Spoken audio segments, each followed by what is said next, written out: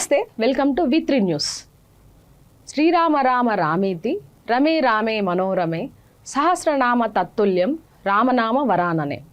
ఇలా ప్రతిరోజు మనం స్మరించుకుంటే సాక్షాత్తు విష్ణు సహస్రనామ పారాయణం, శివ సహస్రనామ పారాయణం చేసిన ఫలితం కూడా ఉంటుందని మన పూర్వీకులు చెప్పిన సూత్రం.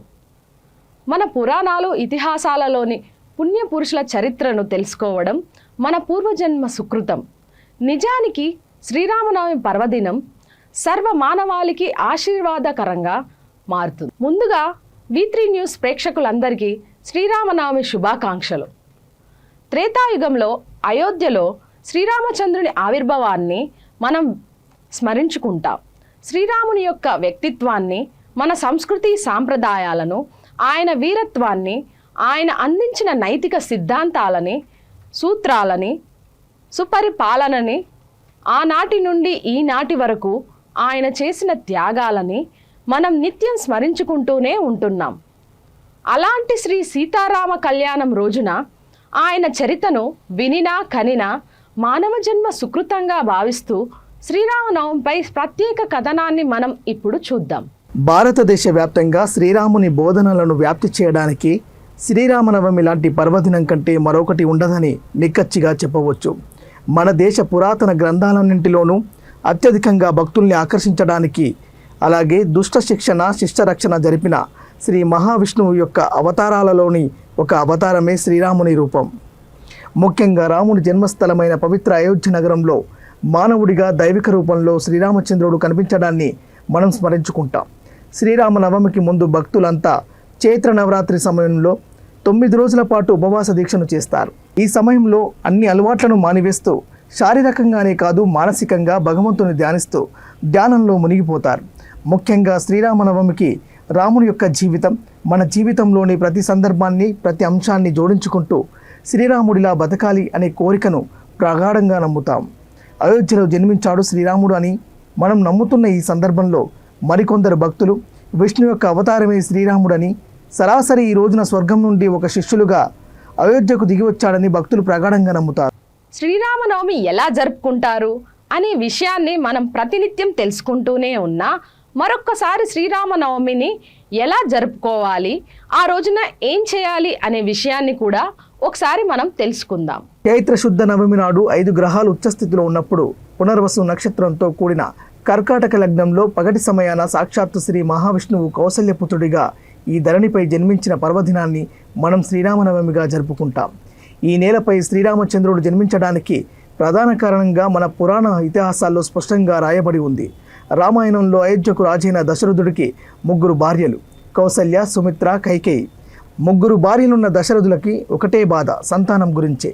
ఆ సంతానం కోసం వశిష్ఠ మహాముని దగ్గరికి వెళ్ళినప్పుడు మునిరాజుకు పుత్రకామేష్టి యాగం చేయమని సలహా ఇవ్వడం, వెంటనే ఆ యజ్ఞాన్ని ప్రారంభించడానికి దశరథ మహారాజు పూనుకోవడం చకచకా జరిగిపోయాయి. దశరథ మహారాజు దృశ్య శృంగ మహామునికి యజ్ఞాన్ని నిర్వహించే బాధ్యతను అప్పచెప్పాడు. వెంటనే రిషింగ మహాముని తన ఆశ్రయానికి తీసుకువెళ్ళి అయోధ్యకు వస్తాడు దశరథ మహారాజు. యజ్ఞాన్ని ప్రారంభించగానే ఈ యజ్ఞానికి అగ్నిదేవుడు తృప్తి చెంది పాయసంతో నిండిన ఒక పాత్రను దశరథుడికి ఇచ్చి తన భార్యలకు ఇవ్వమన్నాడు. దశరథులు అందులో సగభాగం మొదటి భార్యకు, రెండవ సగభాగం చిన్న భార్య కైకేయికి ఇచ్చాడు. వారిద్దరి వారి వాటాల్లో సగం మీల్చి రెండో భార్య అయిన సుమిత్ర కూడా ఇచ్చారు. అలా కొద్ది కాలానికి వారు 3 గర్భవతులైపోయారు. చైత్రమాసం 9వ రోజున అంటే నవమి నాడు మధ్యాహ్నం కౌసల్య రామునికి జన్మనిస్తుంది. అలాగే కైకేయి భరతుడికి, సుమిత్ర లక్ష్మణ శత్రుఘ్నులకి జన్మనిస్తారు. మొత్తానికి శ్రీరాముడు ధర్మ సంస్థాపనార్థం శ్రీ మహావిష్ణువు శ్రీరాముడి రూపంలో అవతరించిన 7వ అవతారమని, రావణుడిని అంతమొందించడానికి అవతరించాడని మన పురాణాలు ఘోషిస్తున్నాయి. శ్రీరామనవమి సాధారణంగా వేసవి కాలంలో వస్తుంది. అంటే వేసవిలో సూర్యుడు ఉత్తరార్ధగోళానికి దగ్గరగా వస్తాడు. సూర్యుడు రాముడు జన్మించిన సూర్యవంశానికి ఆరాధ్యుడిగా చెప్పుకుంటాం. నవమి రోజున ఉదయం 6 గంటలకు నిద్రలేచి ఆడవాళ్ళు తలంటు స్నానం చేసి పసుపు రంగు దుస్తులు ధరించి పూజా మందిరం, ఇల్లు మొత్తం శుభ్రం చేయాలి. ఇంటి గడపకు పసుపు కుంకుమలు రుద్ది అలంకరించాలి. పూజకు ఉపయోగించే దేవుడి ఫోటోలను గంధము, కుంకుమ పెట్టి సిద్ధంగా ఉంచుకోవాలి. అలాగే పూజకు ముందు శ్రీరామ అష్టోత్తరము, శ్రీరామ రక్షా స్తోత్రము, శ్రీరామ అష్టకము, శ్రీరామ సహస్రము, శ్రీమద్ రామాయణము వంటి స్తోత్రాలతో కూడిన శ్రీరాముడిని స్తుతించాలి. శ్రీరామనామ జపాన్ని నిత్యం పారాయణ చేస్తూ ఉండాలి. ఇలా చేయడం ద్వారా మన జీవితాల్లో మంచి శుభ ఫలితాలను అందుకోవడానికి అవకాశం దొరుకుతుంది. ముఖ్యంగా శ్రీరామనవమి రోజున మన ఇంటి పనులను, పూజ గదులను అన్ని శుభ్రం చేసుకొని మధ్యాహ్నం 12 గంటలకు ఈ పూజ చేసుకోవాలి. పూజకు కంచు దీపము, 2 దీపారాధనలు, 5 ఒత్తులను ఉపయోగించుకోవాలి. పూజ చేసుకునేటప్పుడు తులసిమాలను ధరించడం చేయాలి. పూజ పూర్తయిన తర్వాత అన్నదానం, శ్రీరామ రక్షా స్తోత్రం, శ్రీరామ నిత్య పూజ వంటి పుస్తకాలను తాంబూలంతో కలిపి ముత్తైదువులకు మనం బహుమతిగా ఇవ్వడం ద్వారా మంచి శుభ ఫలితాలను అందుకోవచ్చు. ముఖ్యంగా ఈ రోజున పానకం, వడపప్పు అత్యధిక ప్రాముఖ్యత ఉంటుంది. శ్రీరామనవమి రోజున పానకం, వడపప్పు తయారు చేసి మహాప్రసాదంగా స్వీకరిస్తారు. ఇలా చేయడం మన పూర్వీకుల ప్రాకృతిక పరమార్థం ఇమిడి ఉంది.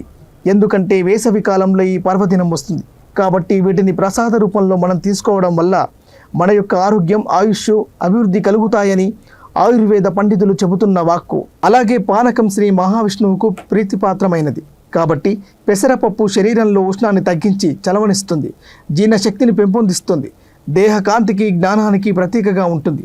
అందుకని పెసరపప్పును వడపప్పు అని కూడా అంటారు. అంటే మండుతున్న వేసవి కాలంలో వడదెబ్బ కొట్టకుండా వేడి నుంచి కాపాడుతుందని అర్థం.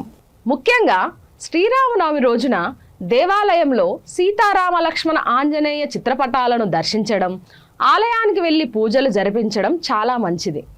దేవాలయాల్లో పంచామృతంతో అభిషేకం, శ్రీరాముని ధ్యాన శ్లోకాలు, శ్రీరామ అష్టోత్తర పూజ, సీతారామ కళ్యాణం వంటి పూజా కార్యక్రమాలను జరిపిస్తే అనుకున్న కార్యాలు, సమస్యలు తొలగిపోయి విజయాలు దిగ్విజయంగా పూర్తవుతాయని నమ్మకం. అలాగే సకల సిరి సంపదలు చేకూరుతాయని, శ్రీరామనవమి రోజున శ్రీరామ కథా వ్రతమును ఆచరించడం మంచి ఆయురారోగ్యం ఇస్తుందని భక్తుల ప్రగాఢ విశ్వాసం.